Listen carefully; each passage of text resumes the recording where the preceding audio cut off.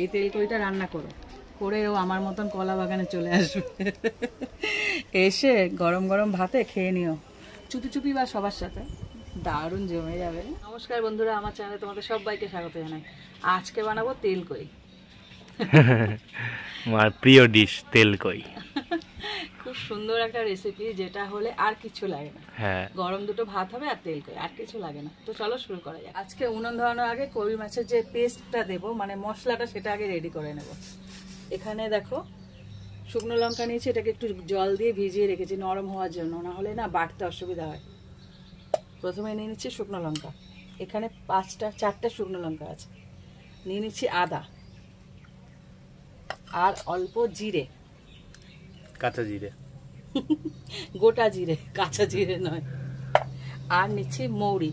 এই যে কই মাছের তেল কই, যেটা মানে কই মাছের তেল না, তেল কই বানাতে যে মেন উপকরণ সেটা হলো এই মৌরি। এই মৌরিটা ছাড়া একরকম স্বাদ হবে, মৌরিটা দিলে আর একরকম স্বাদ হবে। তো একবার মৌরিটা দিয়ে তোমরা তৈরি করে দেখো, জিরেও যাবে মৌরিও যাবে। এবার একসাথে এই সব কটা বেটে নেব।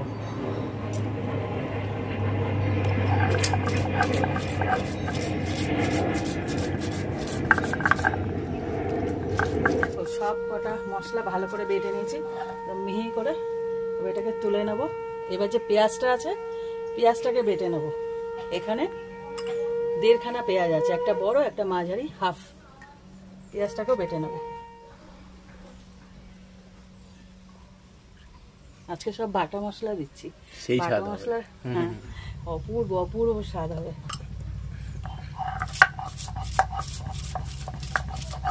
মাছগুলো ভেজে নেবো, তার জন্য দিয়ে দিচ্ছি সরষের তেল। তেলটা ভালো করে গরম করে নিয়ে এদিকে মাছগুলোকে নুন হলুদ মাখিয়ে নিতে হবে। তো একটু নুন হলুদ দিয়ে দিই, গায়ে হলুদ হয়ে যাবে নাকি। ভালো করে এগুলোর গায়ের মধ্যে মাখিয়ে নিতে হবে। কই ভালোবাসে না এরকম লোক মনে খুঁজে পাওয়া যায় না। আর কই মাছ আনলে আমার পেছনে ইনি লাগে। হ্যাঁ, আসলে কি বলতো, আমি লিমিটেড কিছু মাছ না ভালোবাসি। হ্যাঁ, যেমন এই মাছটা মা দুটো খাবে।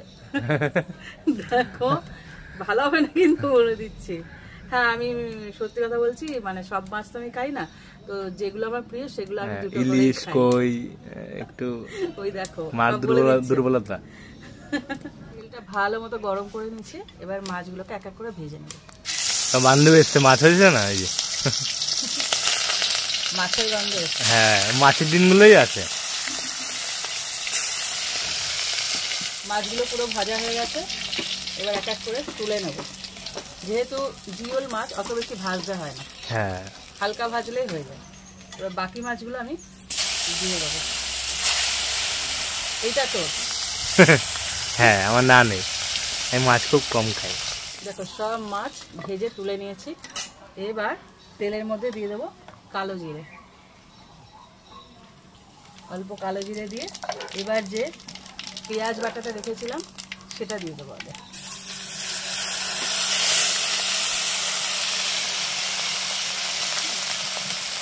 হালকা নেড়ে নেব, নেড়ে নিয়ে দিয়ে দেবো 3টে চেরা কাঁচা লঙ্কা। এখানে শুকনো লঙ্কা গোটা দিয়েছি আজকে, বাটা, টেস্টটা ডবল করার জন্য। আর এখানে দিয়ে দিচ্ছি চেরা কাঁচা লঙ্কা, এটা জাস্ট ফ্লেভার দেবে, এটা ঝাল বেরোবে না। আর দিয়ে দিচ্ছি একটা গোটা টমেটো, মাঝারি সাইজের, চিড়ে রাখা, মানে কুচি করা, সবই চিড়ে দিচ্ছি।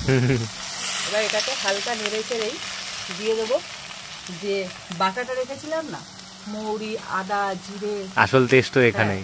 এই পেস্টটা, এই যে পেস্টটা না, এই পেস্টটাতেই স্বাদটা আনবে, বিশেষ করে মৌরি বাটাটা। এবার এটাকে দিয়ে ভালো করে একটু নেড়ে চেড়ে নেবে।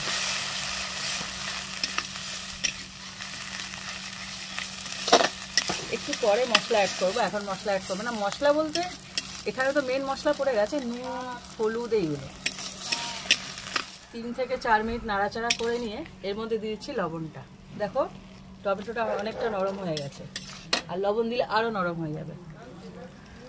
এটা না একদম মাখা মাখা হবে, গা মাখা, একদম মাখা মাখা। হ্যাঁ, এবার দিয়ে দিচ্ছি হলুদ গুঁড়ো। সবকটাই বাটা আছে, যেটা লবণ একদম মানে ওটা তো আর বাটাবাটির ব্যাপার নেই, একদম হলুদ গুঁড়ো তাই সব বাটা, এখানে কোনো মশলা পড়ছে না। আর একটু যদি কালার দিতে চাও, একটু কালার, যেহেতু ওটা শুকনো লঙ্কা, তো শুকনো লঙ্কায় এটা কাশ্মীরি রেড মির্চ পাউডার যদি গোটা হতো তাহলে বেশি কালার আসতো, কিন্তু এটা তো এমনি নর্মাল ঝালটা এটা। হ্যাঁ, তার জন্য আমি একটু অ্যাড করছি। যদি তোমরা না চাও না দিতে পারো, কালারের জন্য জাস্ট, তাতে কোনো তফাৎ হবে না, শুধু কালারের জন্য। একদম হাফ চামচ। এবার এটাকে কষিয়ে নেব। এখনই তেল ছাড়তে শুরু করে দিয়েছি। দেখো কষাতে কষাতে মশলা থেকে পুরো তেল ছেড়ে দিয়েছে, এই দেখো, তখনই বুঝে যাবে যে মশলাটা কষানো হয়ে গেছে। এবার আমি জল অ্যাড করব। জলটা একদম মাখা মাখা হবে, সেই বুঝে দিতে হবে। আর মাছগুলো একটু ফোটাতে হবে, মানে মাছের ফ্লেভারটা ঢুকতে হবে ঝোলের মধ্যে। মাছের ফ্লেভার তো ঝোলের মধ্যে আসতে হবে। তো মাছটা টকবক করে ফুটবে, সে আন্দাজে জলটা দিতে হবে। সঙ্গে সঙ্গে মাছটা দিয়ে দেবো, সঙ্গে সঙ্গে।